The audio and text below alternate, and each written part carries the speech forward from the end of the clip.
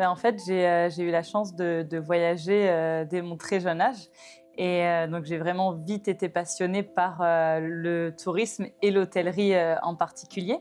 Donc, c'est vrai que j'ai eu des parents qui m'ont aussi vraiment poussée dans cette voie professionnelle-là et qui ont vraiment cru en moi. Donc, j'ai fait toutes mes études en fait dans le tourisme et l'hôtellerie. Là, c'est vraiment une passion depuis toujours en fait.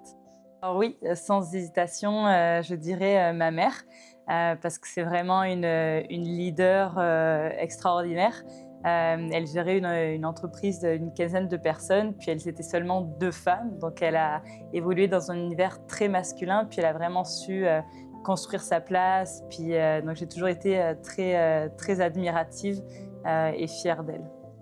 Je dirais que ça a été d'évoluer à la tête d'un département, de commencer finalement en bas, puis de monter un petit peu tranquillement l'échelle, comme on dit.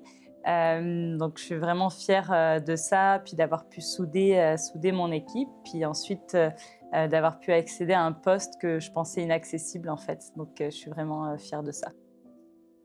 Je dirais que un des plus grands obstacles, ça serait de déjouer un peu les préjugés, puis de, de toujours avoir un peu à faire un effort supplémentaire pour se faire entendre et pour faire valoir un petit peu ses opinions. Donc je dirais que c'est ça, c'est toujours devoir un petit peu se battre davantage.